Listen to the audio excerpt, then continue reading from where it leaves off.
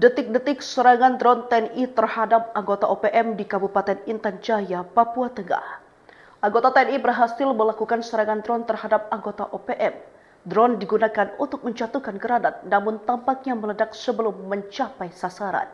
Terlihat nampaknya drone menjatuhkan granat PT Pindad GT5 series dan meledak sebelum mencapai target. Dalam video terlihat anggota OPM pun lari kocar-kacir mencari tempat berlindung. Diketahui Papua Merdeka atau OPM sendiri telah menjadi isu yang terus memicu ketegangan dan konflik di Papua. Dengan berbagai aksi baik itu aksi teror maupun serangan bersenjata, OPM telah menciptakan ketidakpastian dan ketegangan di kawasan ini. Mereka sering melakukan aksi-aksi yang bersifat destruktif seperti penyerangan terhadap aparat keamanan, perusakan fasilitas umum, dan intimidasi terhadap masyarakat sipil. Detik-detik serangan drone TNI terhadap anggota OPM di Kabupaten Intan Jaya, Papua Tengah. Anggota TNI berhasil melakukan serangan drone terhadap anggota OPM. Drone digunakan untuk menjatuhkan granat, namun tampaknya meledak sebelum mencapai sasaran.